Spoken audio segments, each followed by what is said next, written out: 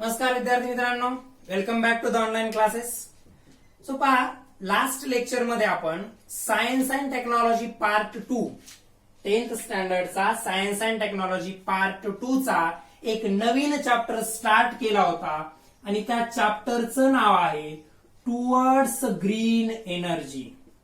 आपण एक नवीन chapter start केला होता आणि त्या चॅप्टरचं नाव काय आहे? Towards green energy.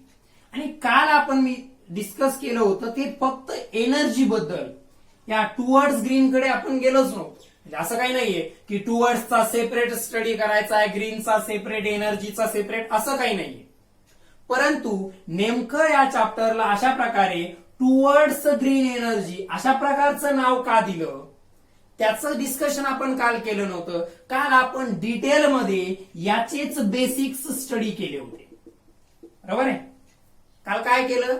एनर्जीचे basic study केले. म्हणजे एनर्जी म्हणजे काय असेल, एनर्जीचे वेगवेगळे types, law of conservation of energy, आणि सगळ्यात इम्पॉर्टंट लास्ट पॉइंट जो काल स्टडी केला होता ते म्हणजे रिन्युएबल, नॉन रिन्युएबल, म्हणजेच कन्व्हेन्शनल, नॉन कन्व्हेन्शनल, म्हणजेच non renewable, renewable sources, resources of energy.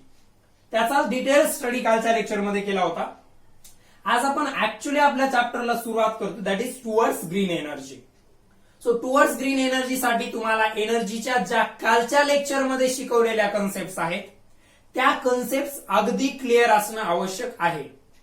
त्या कन्सेप्ट क्लिअर असतील म्हणजे तुम्हाला एनर्जी म्हणजे काय हे नेमकं स्टडी केलेलं आहे ते क्लिअर असेल. त्यातला एक इम्पॉर्टंट लॉ आपण स्टडी केला होता, that is the law of conservation of energy. आणि त्यानंतर आपण renewable, non renewable resources of energy जे स्टडी केलं होतं. या सगळ्यांबद्दल जर तुमच्या कन्सेप्ट क्लिअर झाल्या असतील किंवा क्लॅरिटी आलेली असेल तर आपण पुढे मूव्ह होऊयात, किंवा ज्यांच्या क्लिअर झाल्यात त्यांनीच या व्हिडिओला पाहायला सुरुवात करायची आहे, नाहीतर पहिल्यांदा तो व्हिडिओ परत एकदा पाहायचा आहे. सो अशा प्रकारचं नाव का दिलं आहे ग्रीन एनर्जी? आता एनर्जीला काही कोणत्या विशेष प्रकारचा कलर वगैरे काही असणार आहे का? नाहीये. एनर्जीला कलर वगैरे काही असू शकत नाही. मग असं टुवर्ड्स ग्रीन एनर्जी असं नाव का दिलं? तर पहा, आपण काल स्टडी केलेल्या काही रिसोर्सेस पैकी मी इथं दोघा जणांना घेतोय कम्पॅरिझनसाठी. एक कन्व्हेन्शनल मधला घेत आहे तो म्हणजे कोल, आणि एक नॉन कन्व्हेन्शनल मधला घेत आहे तो आहे सोलार. हा कन्व्हेन्शनल म्हणजेच नॉन रिन्युएबल आहे, हा नॉन कन्व्हेन्शनल आणि रिन्युएबल आहे. ठीक आहे. आता पहा, तुम्ही कोल पासून जेव्हा एनर्जी ऑब्टेन करण्याचा प्रयत्न करता, आपण जेव्हा कोल पासून एनर्जी ऑब्टेन करण्याचा प्रयत्न करतो किंवा कोळशापासून जेव्हा आपल्याला एखादी एनर्जी मिळवायची असते तर पहिल्यांदा आपल्याला हीट एनर्जी मिळवावी लागेल. कारण आपण कोलला बर्न करणार आहोत. कोलला बर्न केल्यानंतर हीट प्रोड्यूस होईल आणि मग नंतर त्या हीट एनर्जीचा वापर करून आपण दुसऱ्या कोणत्याही वेगवेगळ्या प्रकारच्या एनर्जीज मिळवू शकतो. म्हणजे कोल पासून एनर्जी ऑब्टेन करायची असेल, या कोल पासून एनर्जी जर ऑब्टेन करायची असेल तर you have to burn this coal. तुम्हाला त्या कोलला काय करावं लागेल? बर्न करावं लागेल. आता या कोल बर्निंगच्या प्रोसेसमध्ये काय होतं? वेगवेगळ्या प्रकारचे पोल्युटंट्स ज्याच्याबद्दल आपल्याला चॅप्टरमध्ये पुढे स्टडी करायचा आहे, मग ते वेगवेगळ्या प्रकारचे पोल्युटंट्स म्हणजे पोल्युशनला कारणीभूत असणारे गॅसेस एन्व्हायरमेंटमध्ये इमिट होतात.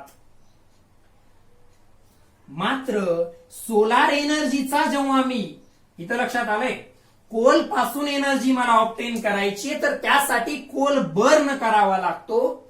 कोल बर्निंग प्रोसेसमध्ये वेगवेगळ्या प्रकारचे पोल्युटंट्स त्या ठिकाणी एन्व्हायरमेंटमध्ये रिलीज केले जातात, ज्याचा एन्व्हायरमेंट वरती ऍडव्हर्स इफेक्ट होतो. म्हणजे हा इको फ्रेंडली किंवा एन्व्हायरमेंट फ्रेंडली रिसोर्स नाहीये एनर्जीचा. मात्र सोलार पासून एनर्जी जर ऑब्टेन करायची असेल तर याच्यामुळे कोणत्याही प्रकारचं एन्व्हायरमेंटल पोल्युशन होत नाही. म्हणजे हे एन्व्हायरमेंटला क्लीन ठेवण्यास मदत करतं, हे करत नाही. हा जो सोर्स आहे हा एन्व्हायरमेंटला क्लीन ठेवण्यास मदत करत नाही, मात्र हा करतो. तर अशा प्रकारचे रिसोर्सेस ऑफ एनर्जी जे एन्व्हायरमेंट वरती कोणताही ऍडव्हर्स इफेक्ट करत नाहीत, म्हणजे एन्व्हायरमेंटचं पोल्युशन घडवून आणत नाहीत, जे क्लीन एनर्जी सोर्सेस आहेत. सोलार एनर्जी एक प्रकारची काय आहे, क्लीन एनर्जी आहे. तशा प्रकारे कोल हा क्लीन एनर्जीचा सोर्स नाहीये. मग आपण सध्या किंवा परंपरागत जे वापरात होतो ते याला वापरत होतो. आपण इलेक्ट्रिसिटी प्रोडक्शनसाठी अगोदर सुद्धा आणि सध्या प्रेझेंट आणि पास्टचा जर विचार केला तर आपण कोल सारखेच दुसरे जे एन्व्हायरमेंटच्या पोल्युशनसाठी कारणीभूत ठरतात असे रिसोर्सेस यूज करत आलेलो आहोत, ज्यांना एन्व्हायरमेंटला त्या ठिकाणी काय केलेलं आहे, डिस्टर्ब केलेलं आहे किंवा एन्व्हायरमेंटल पोल्युशन केलेलं आहे. एन्व्हायरमेंट वरती त्यांचा बॅड इम्पॅक्ट पडलेला आहे. आणि म्हणून आपल्याला अशा रिसोर्सेसची आवश्यकता आहे जे क्लीन एनर्जी रिसोर्सेस, म्हणजे एन्व्हायरमेंट वरती त्यांचा ऍडव्हर्स इफेक्ट होणार नाही, जसं की सोलार असेल, विंड असेल, हायड्रो इलेक्ट्रिसिटी असेल. अशा रिसोर्सेसचा वापर आपल्याला करायचा आहे. मग हे एन्व्हायरमेंटला क्लीन ठेवतात, म्हणजेच ग्रीन ठेवतात. लक्षात येते, एन्व्हायरमेंट वरती जर कोणता ऍडव्हर्स इफेक्ट झाला नाही, एन्व्हायरमेंट मध्ये खूप मोठ्या प्रमाणामध्ये ग्रीन प्लांट्सची संख्या वाढली, एन्व्हायरमेंट मध्ये सगळीकडे हिरवळ तयार झालेली असेल, that green environment is nothing but the clean environment जे ऍक्च्युअली रिक्वायर्ड आहे. मग अशा प्रकारचे अशा प्रकारचे एनर्जी रिसोर्सेस जे क्लीन एनर्जी रिसोर्सेस आहेत, एन्व्हायरमेंट वरती त्यांचा काही ऍडव्हर्स इफेक्ट होत नाही, त्यांचा वापर करायचा आहे. म्हणजे यांचा वापर कमी करायचा आहे आणि यांचा वापर वाढवायचा आहे.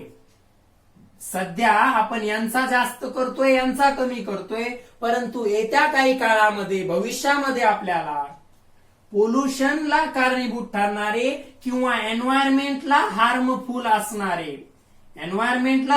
असणारे, जे काही एनर्जी रिसोर्सेस आहेत यांचा वापर कमी करून जे एन्व्हायरमेंटल फ्रेंडली एनर्जी रिसोर्सेस आहेत यांचा वापर वाढवायचा आहे. मग आपल्याला याच्याकडून याच्याकडे शिफ्ट करायचं आहे. या टाईपच्या एनर्जी सोर्सेस पासून या टाईपच्या एनर्जी सोर्सेस कडे आपल्याला शिफ्टिंग करायची आहे. Means we are shifting towards the green energy.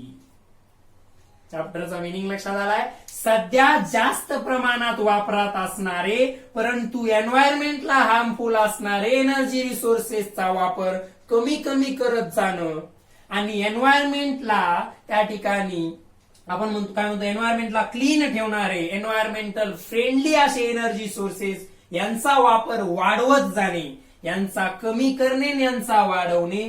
That is we are shifting towards green energy. ठीक आहे. So this is the why the name of this chapter is like this, towards green energy. असं कुठेही book मध्ये तुमच्या explain केलेलं नाहीये की what is the meaning of towards green energy. ठीक आहे. बट मला जो त्याचा अर्थ समजला तो अशा प्रकारचा आहे. लक्षात येते. So this is the title of the chapter. काल एनर्जी बद्दल डिटेल मध्ये डिस्कशन केलं होतं. आज पहिल्यांदा चॅप्टरचा मिनिंग पाहिला, टुवर्ड्स ग्रीन एनर्जी.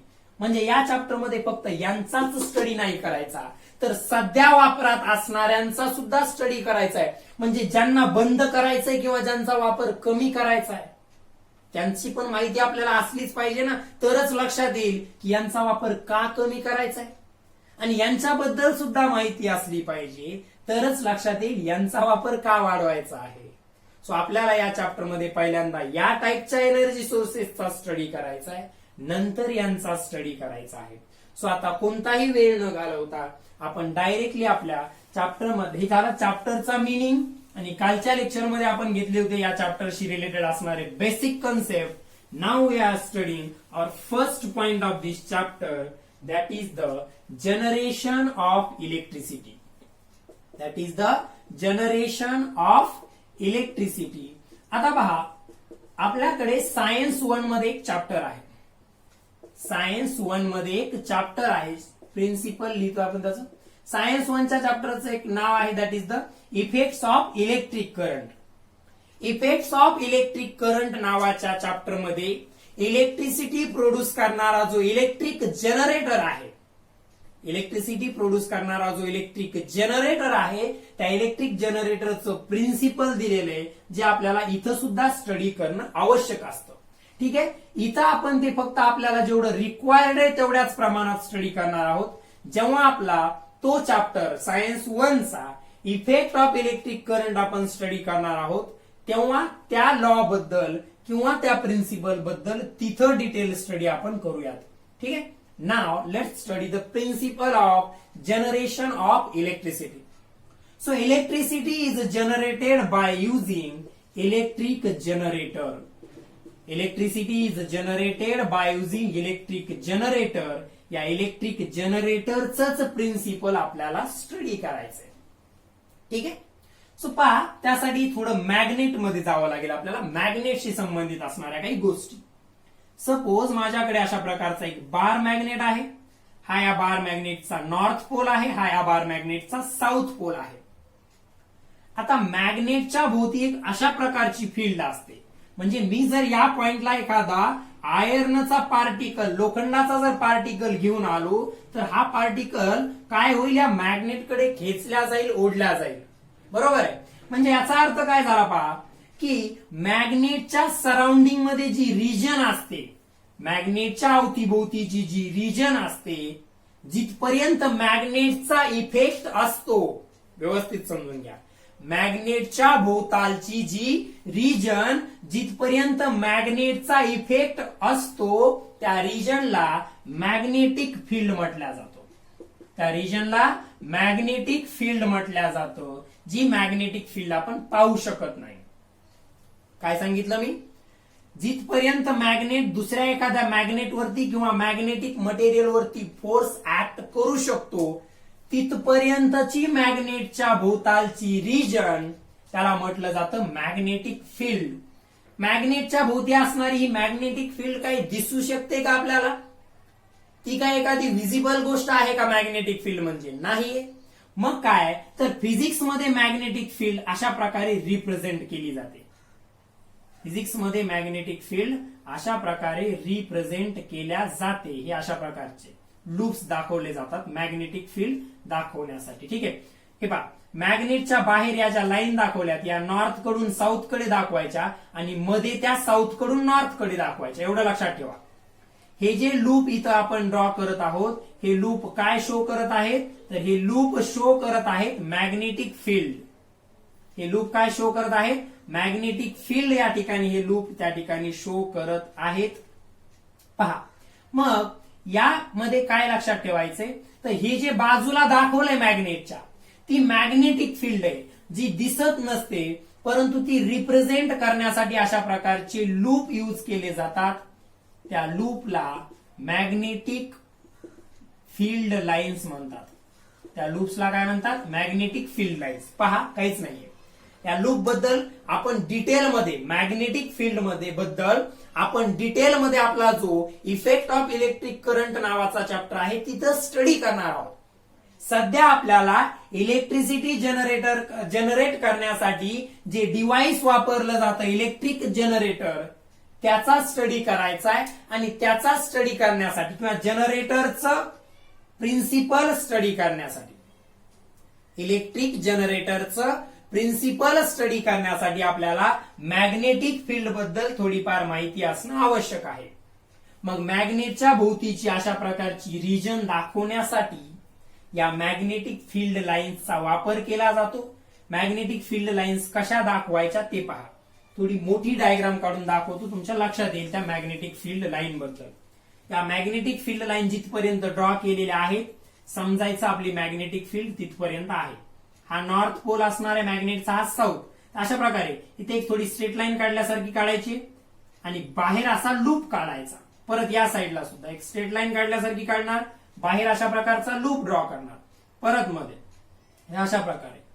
ठीक आहे, याला परत इकडनं असा लूप तयार होईल, इकडनं परत अशा प्रकारे स्ट्रेट लाईन, इकडनं अशा प्रकारचे परत लूप तयार होईल. तर हे झालं. या लाईन्स म्हणजे मॅग्नेटिक फील्ड लाईन्स आहेत. या लाईन्स म्हणजे काय आहेत, मॅग्नेटिक फील्ड लाईन्स आहेत. आणि या मॅग्नेटिक फील्ड लाईन्स इथं का ड्रॉ केल्या, कारण मॅग्नेटच्या भोवतीची जी स्पेस असते ज्याला मॅग्नेटिक फील्ड आपण म्हणतो जिथपर्यंत मॅग्नेटचा इफेक्ट काम करतो त्या मॅग्नेटिक फील्डला आपण काही पाहू शकत नाही. म्हणजे मॅग्नेट ठेवला तर त्याच्या भोवती मॅग्नेटिक फील्ड दिसते का? नाही. म्हणून फिजिक्स मध्ये ती मॅग्नेटिक फील्ड रिप्रेझेंट करण्यासाठी या मॅग्नेटिक फील्ड लाईन्सचा यूज केला जातो. कशा ड्रॉ केल्या मी पहा. मध्ये एक स्ट्रेट लाईन ड्रॉ केली, त्याला बाहेरून असं क्लोज करून टाकलं लूपच्या फॉर्म मध्ये. तसंच या साईडला सुद्धा करायचं.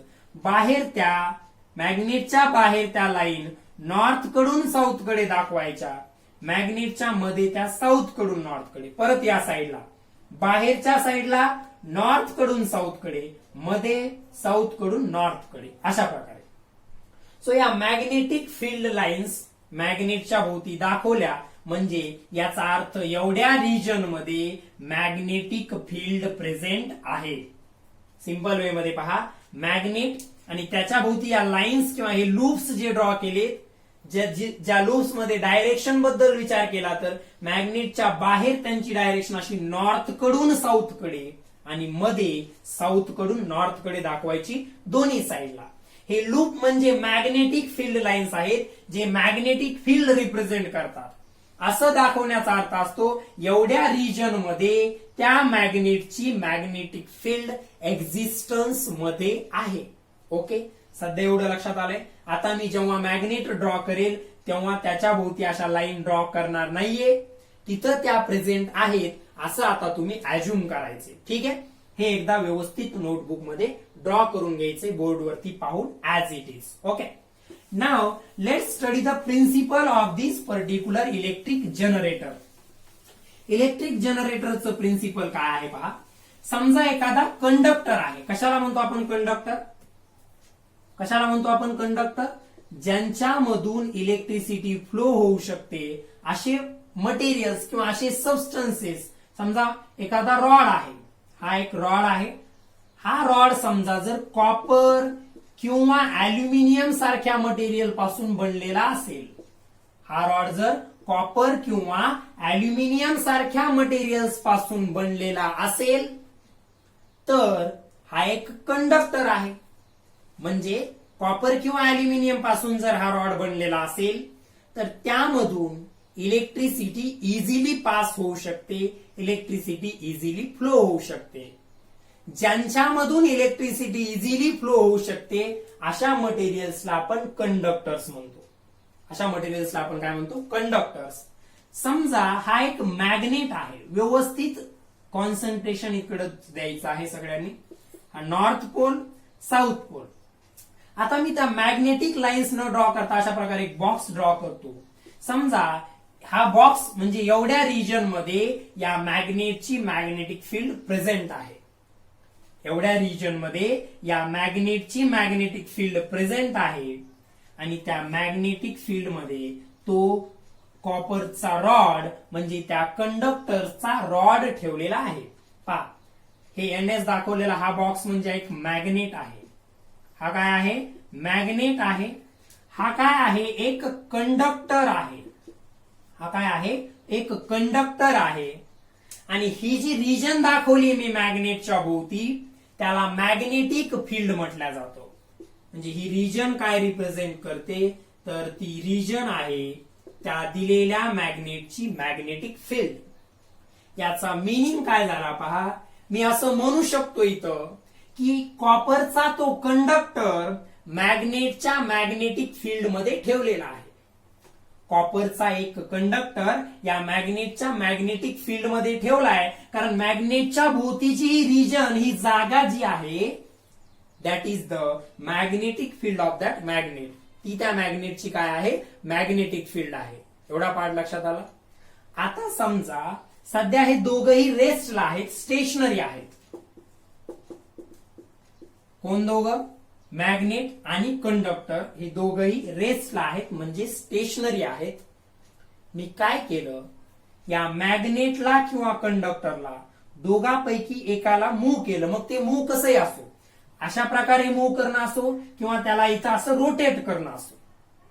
मी मॅग्नेट किंवा कंडक्टर दोघांपैकी एकाला जर रोटेट केलं किंवा स्लाइड केलं म्हणजे दोघही सध्या रेस्टला आहेत. एवढं इथं नक्की लक्षात ठेवा. तो कंडक्टर त्या मॅग्नेटच्या मॅग्नेटिक फील्ड मध्येच असला पाहिजे. तो कंडक्टर त्या मॅग्नेटच्या मॅग्नेटिक फील्ड मध्येच असला पाहिजे. मग त्या मॅग्नेटला किंवा कंडक्टरला जर मी मोशन दिली, सध्या दोघंही स्टेशनरी आहेत म्हणजे रेस्टला आहेत, त्या दोघांपैकी एकाला म्हणजे मॅग्नेट किंवा कंडक्टर दोघांपैकी एकाला जरी मी काय दिली, मोशन दिली, तर याचा अर्थ असतो या कंडक्टरशी संबंधित असणारी मॅग्नेटची मॅग्नेटिक फील्ड, या कंडक्टरला कुठे ठेवलेलं आहे आपण, मॅग्नेटच्या मॅग्नेटिक फील्ड मध्ये. जेव्हा दोघांपैकी एकाला जरी तुम्ही मोशन दिली, दोघांपैकी एकाला जरी तुम्ही मोशन दिली, तर याचा अर्थ होईल की या कंडक्टरशी संबंधित असणारी मॅग्नेटिक फील्ड मॅग्नेटची काय होत आहे, चेंज होत आहे. कसं, मी जर मॅग्नेट पासून या कंडक्टरला दूर घेऊन चाललोय, तर याचा अर्थ या कंडक्टरशी संबंधित असणारी मॅग्नेटिक फील्ड कमी होईल. म्हणजे तो जेवढा मॅग्नेटच्या जवळ आहे तेवढा तो स्ट्रॉंग मॅग्नेटिक फील्ड मध्ये, जेवढं त्याला दूर घेऊन गेलं तो वीक मॅग्नेटिक फील्ड मध्ये गेला, परत पुढे आणलं स्ट्रॉंग मध्ये आला. याचा अर्थ तुम्ही कंडक्टर किंवा मॅग्नेट दोघांपैकी एकाला जर मोशन दिली, तर कंडक्टरशी असोसिएट असणारी म्हणजे कंडक्टरशी संबंधित असणारी जी काही मॅग्नेटिक फील्ड आहे, मॅग्नेटची स्वतःची मॅग्नेटिक फील्ड चेंज होत नाहीये, पण जेवढी मॅग्नेटिक फील्ड कंडक्टरशी संबंधित आहे ती काय होत आहे, कंटिन्युअसली चेंज होत आहे असं आपण म्हणतो. कधी, जेव्हा आपण मॅग्नेट किंवा कंडक्टर दोघांपैकी एकाला मोशन देणार आहोत. आणि जेव्हा एखाद्या कंडक्टरशी संबंधित असणारी मॅग्नेटची मॅग्नेटिक फील्ड कमी जास्त होत असेल म्हणजे चेंज होत असेल, तर त्या कंडक्टर मधून करंट फ्लो व्हायला लागतो, म्हणजे तिथं इलेक्ट्रिसिटी जनरेट झालेली आहे. This law is called as Faraday's law of electromagnetic induction. या लॉला काय म्हटलं जातं, Faraday's law of electromagnetic induction. आणि इलेक्ट्रिक जनरेटर जे आहे ते इलेक्ट्रिक जनरेटर या Faraday's law of electromagnetic induction वरतीच वर्क करतो. Faraday's law of electromagnetic induction. ठीक आहे, म्हणजे कोणता इफेक्ट मिळालाय, इलेक्ट्रिसिटी मिळाली. कशामुळे, मॅग्नेटिक इफेक्टमुळे, म्हणून त्याला नाव दिलंय electromagnetic induction. Faraday's law of electromagnetic induction हा काय स्टेट करतो बा, वेन मॅग्नेटिक फील्ड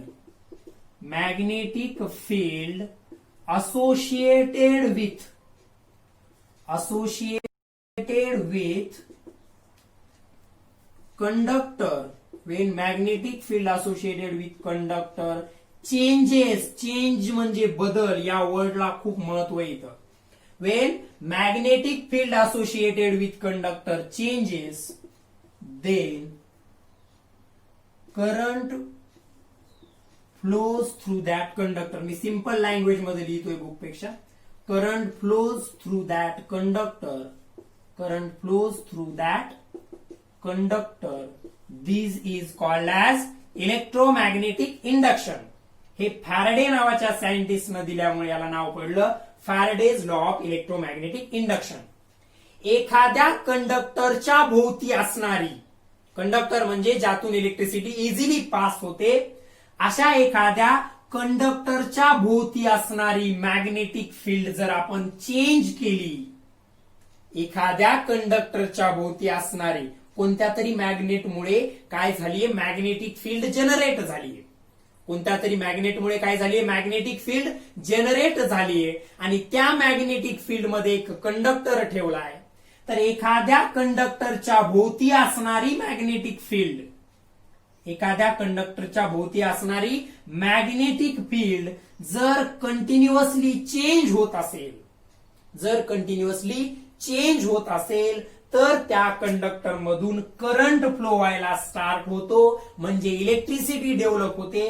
हाच आहे Faraday's law of electromagnetic induction.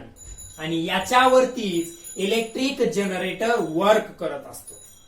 याच्यावरतीच electric generator work करतं. एवढंच लक्षात ठेवा. कंडक्टरच्या सभोवताली असणारी मॅग्नेटिक फील्ड काय होणं गरजेचं आहे? इलेक्ट्रिसिटी डेव्हलप होण्यासाठी चेंज होणं गरजेचं आहे. आणि ती चेंज कशी होईल? एकतर तुम्ही तिथं मॅग्नेट आहे आणि एक कंडक्टर आहे, त्या मॅग्नेटला रोटेट करा किंवा त्या कंडक्टरला त्या मॅग्नेटच्या भोवती रोटेट करा. एकतर मॅग्नेटला कंडक्टरच्या भोवती रोटेट करा किंवा कंडक्टरला मॅग्नेटच्या भोवती रोटेट करा. तुम्ही दोघांपैकी एकाला रोटेट करताय म्हणजे तुम्ही त्या कंडक्टरच्या भोवती असणारी मॅग्नेटिक फील्ड चेंज करताय.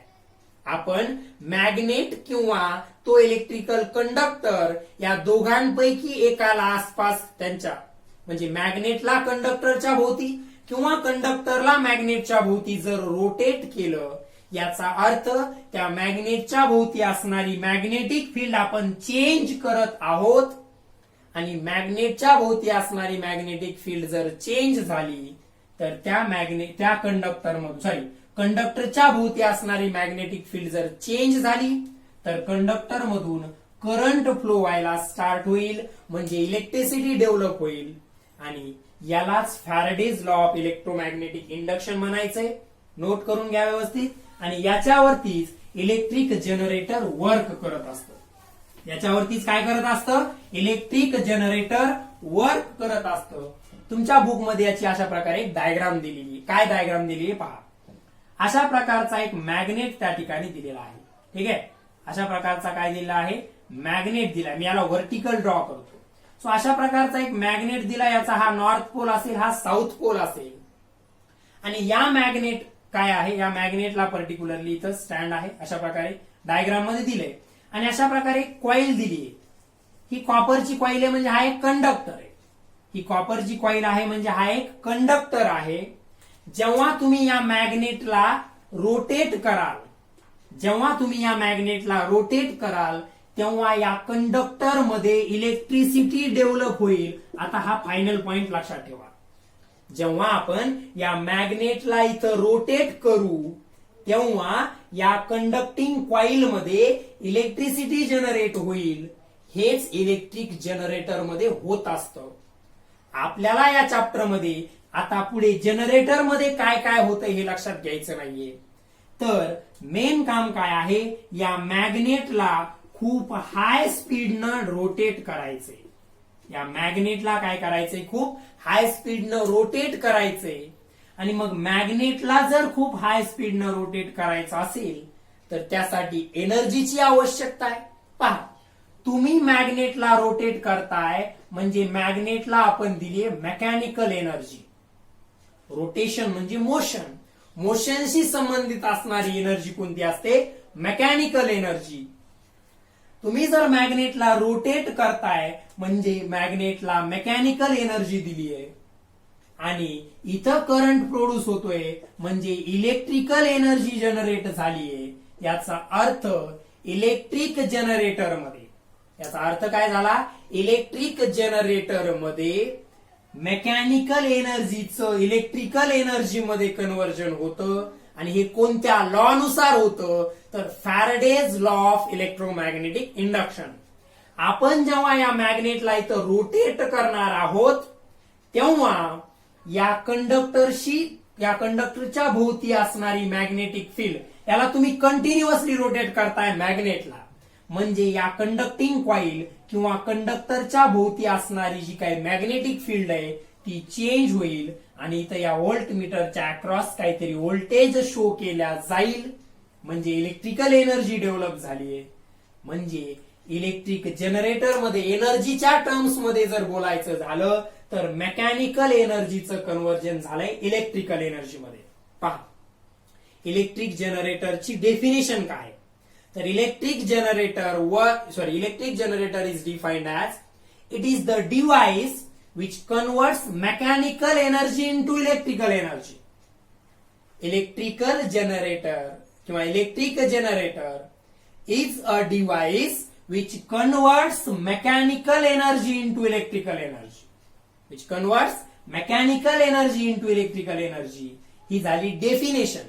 डेफिनेशन मध्ये काय सांगायचं फक्त जनरेटरच्या, की तो मेकॅनिकल एनर्जीला इलेक्ट्रिकल एनर्जी मध्ये कन्वर्ट करत आहे. त्याच्या डेफिनेशन मध्ये एवढंच सांगायचंय. परंतु लॉ कशा प्रकारे इथं कन्व्हर्जन होत आहे एनर्जीचं, तर मॅग्नेट रोटेट झाल्यामुळे या कंडक्टिंग कॉइलच्या भोवती असणारी मॅग्नेटिक फील्ड चेंज झाली. मॅग्नेट रोटेट झाल्यामुळे कंडक्टरच्या भोवती असणारी मॅग्नेटिक फील्ड चेंज झाली आणि कंडक्टरच्या भोवती असणारी मॅग्नेटिक फील्ड चेंज झाली म्हणून कंडक्टर मध्ये त्या ठिकाणी पोटेन्शियल डिफरन्स डेव्हलप झाला, म्हणजे इलेक्ट्रिसिटी जनरेट झालीये. म्हणजे मॅग्नेटिक फील्ड मध्ये कंडक्टरच्या भोवती असणाऱ्या मॅग्नेटिक फील्ड मध्ये काय होणं गरजेचं आहे, चेंज होणं गरजेचं आहे. आणि ती मॅग्नेटिक फील्ड चेंज करण्यासाठीच याला आपण रोटेट करतोय. आणि रोटेट करतोय म्हणजे कोणती एनर्जी दिली, मेकॅनिकल एनर्जीच्या टर्म्स मध्ये एवढंच सांगायचं की मेकॅनिकलचं इलेक्ट्रिकल मध्ये कन्व्हर्जन झालंय. ते कसं झालंय सांगायचं असेल तर Faraday's law of electromagnetic induction सांगावा लागेल. मग या चॅप्टर मध्ये नेमकं एनर्जीशी संबंधित काय स्टडी करायचंय, तर जनरेटर मध्ये आपल्याला हा रॉड जो आहे, मॅग्नेट ज्याच्यावरती माउंट केलेला आहे, तो मॅग्नेट माउंट केलेला हा जो रॉड आहे, या रॉडला रोटेट करण्यासाठी आपल्याला एनर्जीची आवश्यकता आहे. मग ती एनर्जी वेगवेगळ्या प्रकारे मिळवली जाऊ शकते. सध्या एक गोष्ट लक्षात घ्यायची, काय तर इथं हे पूर्ण कशाचं आहे, जनरेटर मधलं अरेंजमेंट आहे. तर जनरेटरचा हा जो रॉड आहे याला रोटेट करणं आता आपलं मेन एम आहे. आपलं मुख्य काम काय आहे आता हे चॅप्टर संपेपर्यंत. इथं मध्ये काय होतं एकदा लक्षात आलं, याचा परत आता चॅप्टर मध्ये परत आपल्याला काही उल्लेख करायचा नाही. त्यामुळे इथंच याला व्यवस्थित समजून घ्या. काय तुम्ही याला रोटेट करताय, कशाला, मॅग्नेटला. मॅग्नेट रोटेट झाला म्हणून या कंडक्टरच्या भोवती असणारी मॅग्नेटिक फील्ड चेंज झाली. काय झाली, चेंज झाली. आणि मॅग्नेटिक फील्ड चेंज झाल्यामुळे इलेक्ट्रिसिटी डेव्हलप झाली. हे जनरेटरच्या मध्ये काय होतं त्याच्याबद्दल स्टडी केला. कोणता लॉ आहे तो, Faraday's law of electromagnetic induction. तो फॅरेडेनं सांगितलेला आहे. त्याचा डिटेल स्टडी जो करायचा आहे तो आपल्याला त्या 4th चॅप्टर मध्ये सायन्स 1च्या इफेक्ट्स ऑफ इलेक्ट्रिक करंट मध्ये करायचा आहे. पण तरी मी तुम्हाला बरंच डिटेल मध्ये इथं सांगितलंय. मग इथं मॅग्नेट रोटेट झाला, मॅग्नेटिक फील्ड चेंज झाली. मॅग्नेट रोटेट झाला, मॅग्नेटिक फील्ड चेंज झाली, इलेक्ट्रिसिटी डेव्हलप झाली. हे जनरेटर मध्ये काय काय होतं ते आपण पाहिलं. आणि कोणत्याही प्रकारचा इलेक्ट्रिसिटी जनरेशनचा प्लांट असो, कोणत्याही प्रकारचा इलेक्ट्रिसिटी जनरेशनचा प्लांट असू द्या, त्या ठिकाणी आपल्याला जनरेटर वापरावंच लागतं. आणि जनरेटर वापरायचंय तर जनरेटर मध्ये आपल्याला काहीतरी रोटेट करावं लागणार आहे.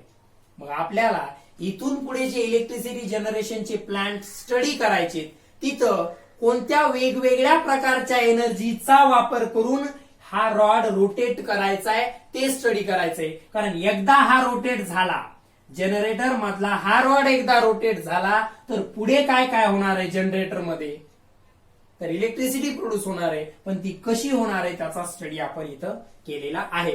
तर पॉवर प्लांट आपण म्हणतो, जिथं इलेक्ट्रिसिटी वेगवेगळ्या एनर्जीचा वापर करून डेव्हलप केल्या जाते त्याला आपण पॉवर प्लांट म्हणतो. तर अशा वेगवेगळ्या पॉवर प्लांट्सचा आणि त्या पॉवर प्लांट्स मध्ये असलेल्या वेगवेगळ्या मशिनरीज बद्दलचा थोडा स्टडी आपल्याला 10th स्टँडर्डच्या या चॅप्टर मध्ये करायचा आहे. सो एक गोष्ट लक्षात आली की जनरेटर मध्ये मॅग्नेटला रोटेट करायचंय आपल्याला. का, मॅग्नेटिक फील्ड चेंज करण्यासाठी. ती का चेंज करायची, कारण फॅरेडेने असा शोध लावला की मॅग्नेटिक फील्ड जर एखाद्या कंडक्टरच्या भोवती असणारी तुम्ही चेंज करू शकलात तर त्या कंडक्टरमध्ये इलेक्ट्रिसिटी डेव्हलप होईल. ओके, आता आणखी एक डिव्हाइस आहे. जनरेटर बद्दलची माहिती झाली. एक आहे टर्बाईन. आता हे टर्बाईन काय काम करतं, तर याचं काम आहे त्या जनरेटरला रोटेट करणं. जनरेटरमध्ये मॅग्नेटला काय करायचं, आपला रोटेट करायचंय. ते रोटेट करण्याचं काम कोण करतं, टर्बाईन. एक सिंपल सांगतो बा, समजा अशा प्रकारचं एक व्हील आहे. ठीक आहे, अशा प्रकारचं एक व्हील आहे. या व्हील मधून अशा प्रकारचा रॉड त्या ठिकाणी पास झालेला आहे. व्हील मधून काय झालेलं आहे, अशा प्रकारचा एक रॉड पास झाला आहे. ठीक आहे, आणि या व्हील वरती काय आहेत, अशा प्रकारच्या ब्लेड्स आहेत. या व्हील वरती काय आहेत, अशा प्रकारच्या ब्लेड्स आहेत. आणि त्या व्हीलचा जो हा काय झाला, त्या व्हीलचा ऍक्सल झाला. त्या व्हीलचा काय झाला, ऍक्सल झाला. आणि त्या व्हील वरती अशा प्रकारच्या काय आहेत, ब्लेड्स आहेत समजा. आता काय केलं समजा, हे जे ऍक्सल आहे हे पुढे इकडे जनरेटरला जोडलेले. कशाला जोडलेलं आहे, जनरेटरला जोडले. आता जनरेटर मध्ये काय करायचंय, आता हा मुद्दा चॅप्टर संपेपर्यंत लक्षात ठेवा की जनरेटर मध्ये आपल्याला काहीतरी रोटेट करायचंय. ते खूप हाय स्पीडनं रोटेट करायचंय, त्याचं वेट सुद्धा खूप जास्त असतं. मग ते काय आपण हाताने फिरवून रोटेट करू शकतो का, नाही करू शकत. त्यासाठी दुसऱ्या कोणत्या तरी एनर्जीचा यूज करावा लागेल. मग जनरेटर मध्ये आपल्याला काय करायचंय, काहीतरी रोटेट करायचंय. ते का करायचं ते आपण फॅरेडेज लॉ मध्ये आता डिटेलमध्ये पाहिलं. जनरेटर मध्ये मॅग्नेट रोटेट होईल, तो रोटेट झाला, मॅग्नेटिक फील्ड चेंज होईल, इलेक्ट्रिसिटी प्रोड्यूस होईल. हे पुढचं आता आपल्या लक्षात आलंय. हे सगळ्या पॉवर प्लांट साठी सेमच आहे. आता मला तो रोटेट करायचा आहे जनरेटर मधला तो रॉड ज्याच्यावरती मॅग्नेट माउंट केलेला आहे. मी काय केलं, या व्हीलचा ऍक्सेल त्या रॉडला कनेक्ट केला. आणि मी जर या व्हीलला रोटेट केलं, मी जर या व्हीलला खूप हाय स्पीडनं रोटेट करू शकलो तर हा ऍक्सेल काय होईल, रोटेट होईल. हा ऍक्सेल रोटेट झाला म्हणजे या जनरेटर मध्ये असलेला, हा ऍक्सेल रोटेट झाला म्हणजे या जनरेटर मध्ये असलेला तो मॅग्नेट रोटेट होईल. पहा व्यवस्थित, मी जर कोणत्या तरी एखाद्या एनर्जीच्या मदतीनं, कोणत्या तरी एखाद्या पर्टिक्युलर एनर्जीच्या मदतीनं हा व्हील जर हाय स्पीडनं रोटेट करू शकलो तर हा रॉड म्हणजे हा ऍक्सेल रोटेट होईल. हा ऍक्सेल रोटेट झाला तर हा कनेक्ट कोणासोबत आहे, जनरेटरच्या रॉड सोबत. मग हा ऍक्सेल रोटेट झाला तर तो जनरेटरचा रॉड सुद्धा फास्ट रोटेट व्हायला लागेल. आणि तो रोटेट झाला तर पुढे जनरेटर मध्ये काय मिळणार आहे, आपला इलेक्ट्रिसिटी मिळणार आहे. हे आपण फॅरेडेज लॉ मध्ये स्टडी केलं आताच. तर आता आपलं काम काय, याला रोटेट करणं. सध्या आपलं मेन नियम काय, आता याला रोटेट करणं. कारण आपला एक गोष्ट आता लक्षात आली, याला रोटेट केलं तर इलेक्ट्रिसिटी प्रोड्यूस होणार आहे. ती कशी, जनरेटर मध्ये काय होतं त्याचं प्रिन्सिपल आपण लर्न केलं. पण आता आपल्या एक गोष्ट लक्षात आली, आपलं मेन नियम या ऍक्सेलला रोटेट करणं. कारण याला जर रोटेट केलं तर आपल्याला इलेक्ट्रिसिटी मिळणार आहे. याच्यात कोणाला काही डाऊट नसावा. याला रोटेट केलं, हे जनरेटर आहे, जी म्हणजे जनरेटर, याला रोटेट केलं तर इलेक्ट्रिसिटी प्रोड्यूस होणार आहे. याच्यात आपल्याला काही डाऊट नसावा. कारण माहिती आपला हा रॉड रोटेट झाला म्हणजे त्याच्यावरती माउंट केलेला मॅग्नेट रोटेट झाला. मॅग्नेट रोटेट झाला म्हणजे तिथं जे कंडक्टर असणार आहे जनरेटर मध्ये, त्या कंडक्टिंग कॉईल किंवा नुसता कंडक्टर, हे अशा प्रकारचं जे ड्रॉ केलं ना, अशा प्रकारचं असतं जनरेटर मध्ये, त्याला कंडक्टिंग कॉईल म्हणतो आपण. आणि हा रॉड जर आपण रोटेट केला तर त्यावरती माउंट केलेला तो मॅग्नेट रोटेट होईल. तो मॅग्नेट रोटेट झाला तर त्या मॅग्नेटच्या जवळ असणाऱ्या त्या कंडक्टिंग कॉईल मध्ये मॅग्नेटिक फील्ड चेंज होईल. आणि मॅग्नेटिक फील्ड चेंज झाली, त्या कॉईलच्या भोवतीची मॅग्नेटिक फील्ड चेंज झाली तर इलेक्ट्रिसिटी डेव्हलप होते. याला आता परत एक्सप्लेन करणार नाहीये, हे पुढचं आपल्याला माहितीये. मग आता आपण इथं आलो की आपल्याला कोणत्या तरी एनर्जीचा वापर करून या ऍक्सेलला रोटेट करायचंय. या ऍक्सेलला रोटेट करण्यासाठी त्या ऍक्सेलवरती आपण एक व्हील माउंट केलेला आहे. हे ऍक्सेल आणि त्याच्यावरती माउंट केलेलं हे व्हील, या अरेंजमेंटला टर्बाईन म्हटलं जातं. काय म्हटलं जातं, टर्बाईन. या आहेत टर्बाईनच्या ब्लेड्स, या आहेत टर्बाईनच्या ब्लेड्स.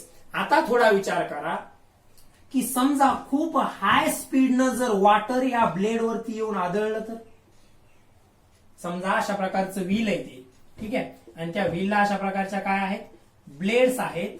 आणि काय झालं, वॉटर खूप हाय स्पीडनं जर या ब्लेड वरती येऊन, हे त्याचा ऍक्सल आहे अशा प्रकारचं, ते इथं दाखवलंय.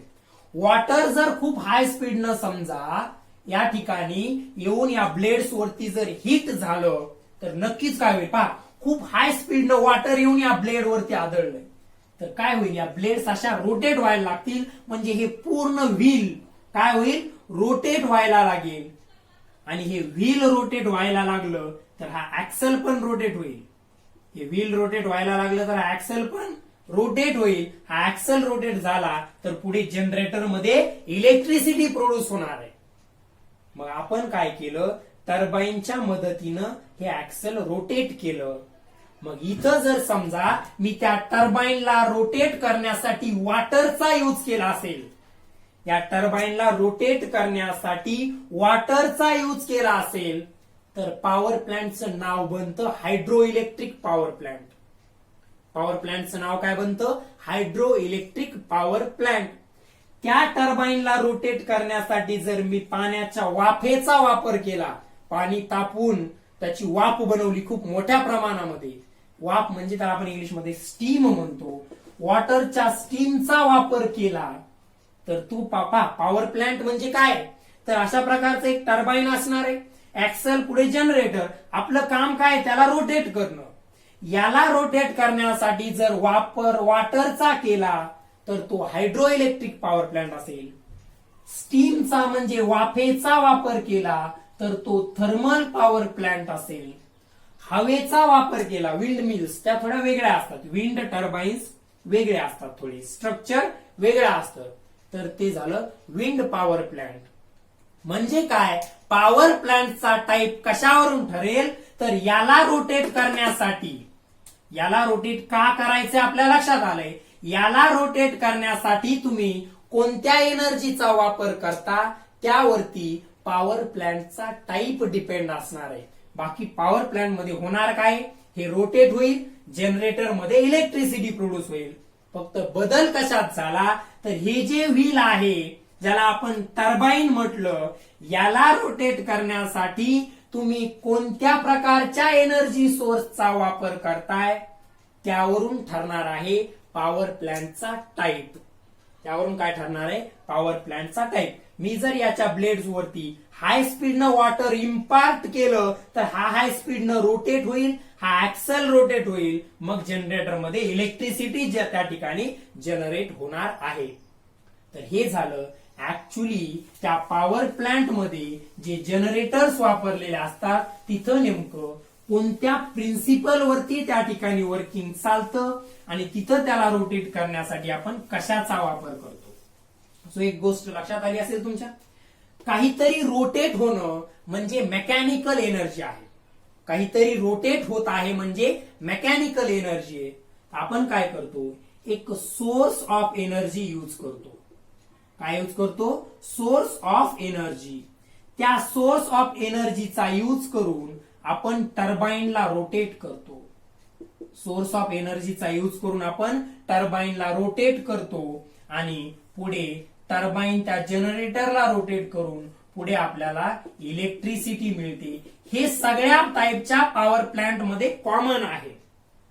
कोणत्या तरी एका सोर्स ऑफ एनर्जीचा यूज करून टर्बाईनला रोटेट करायचा. आताच टर्बाईन ड्रॉ केलं होतं मी सिंपल. कोणत्या तरी सोर्स ऑफ एनर्जीचा यूज करून, कोणत्या तरी सोर्स ऑफ एनर्जीचा यूज करून टर्बाईनला रोटेट करायचं. टर्बाईन रोटेट झालं, जनरेटर रोटेट होईल, जनरेटर रोटेट झाल्यामुळे किंवा जनरेटरचा रॉड रोटेट झाल्यामुळे इलेक्ट्रिसिटी डेव्हलप होईल. मग पॉवर प्लांटचे टाइप्स कशावरून ठरतात, पॉवर प्लांटचे टाइप्स कशावरून ठरतात, तर पॉवर प्लांटचे टाइप्स तुम्ही कोणता सोर्स ऑफ एनर्जी यूज करता. पॉवर प्लांटचे टाइप कशावरून ठरतात, तर तुम्ही कोणता सोर्स ऑफ एनर्जी यूज करत आहात त्यावरून पॉवर प्लांट्सचे टाइप्स ठरणार आहेत. हे या ठिकाणी व्यवस्थित लक्षात घ्यायचंय. ठीक आहे, म्हणजे एक कोणता तरी सोर्स ऑफ एनर्जी, त्या सोर्स ऑफ एनर्जीचा यूज करून टर्बाईन रोटेट करणं, टर्बाईन रोटेट झालं की तो जनरेटरच्या रॉडला रोटेट करून इलेक्ट्रिसिटी प्रोड्यूस करेल. हे सगळ्या टाईपच्या इलेक्ट्रिसिटी जनरेशन प्लांट्स मध्ये म्हणजेच पॉवर प्लांट्स मध्ये कॉमन असणार आहे. मग पॉवर प्लांटचा टाईप बदलतो कारण इथला सोर्स ऑफ एनर्जी बदलणार आहे. हे या ठिकाणी व्यवस्थित लक्षात घ्यायचं आहे. पॉवर प्लांटचा टाईप का बदलतो, कारण सोर्स ऑफ एनर्जी बदलणार आहे. सोर्स ऑफ एनर्जी बदलला तर पॉवर प्लांटचा टाईप बदलतो, पण होणार तेच आहे. कोणत्या तरी सोर्स ऑफ एनर्जीचा वापर करून टर्बाईन रोटेट केल्या जातं. टर्बाईनच्या मदतीनं जनरेटर आणि पुढे फॅराडेज लॉ नुसार जनरेटर मध्ये इलेक्ट्रिसिटी डेव्हलप होते. म्हणजे आपलं काम काय, टर्बाईन रोटेट करणं आणि या टर्बाईनला रोटेट करण्यासाठी वेगळ्या वेगळ्या एनर्जी सोर्सेसचा वापर त्या ठिकाणी करावा लागणार आहे आणि त्या एनर्जी सोर्स नुसार पॉवर प्लांटचा टाईप ठरणार आहे, हे या ठिकाणी लक्षात घ्यायचं आहे. तर ही ब्लॉक डायग्राम सगळ्या टाईपच्या पॉवर प्लांटसाठी कॉमन असणार आहे. कोणता तरी सोर्स ऑफ एनर्जी, त्यानंतर त्याचा वापर करून टर्बाईन रोटेट करणं आणि पुढे ते जनरेटर मध्ये इलेक्ट्रिसिटी डेव्हलप होईल. Okay, so this is the common to all type of power plants. हे मात्र सगळ्या प्रकारच्या पॉवर प्लांट्स साठी कॉमन असणार आहे. आणि पहा, आपण एक स्टेप बाय स्टेप स्टडी केला. आपण पहिल्यांदा स्टडी केलं की इलेक्ट्रिसिटी जनरेट करण्यासाठी जे डिव्हाइस वापरलं जातं, इलेक्ट्रिक जनरेटर आपण त्याला म्हणतो. तर त्या इलेक्ट्रिक जनरेटर मध्ये इलेक्ट्रिसिटी कशा प्रकारे डेव्हलप होते, तर तिथं काय होतं, मेकॅनिकल एनर्जीचं कन्व्हर्जन इलेक्ट्रिकल एनर्जी मध्ये होतं. म्हणजे आपल्याला जनरेटरला इनपुट म्हणून कोणती एनर्जी द्यावी लागेल, मेकॅनिकल. जनरेटरला इनपुट म्हणून कोणती एनर्जी द्यावी लागेल, मेकॅनिकल. ते generator Faraday's law of electromagnetic induction नुसार वर्क करतं आणि ते मेकॅनिकल एनर्जीला इलेक्ट्रिकल एनर्जी मध्ये कन्वर्ट करतं.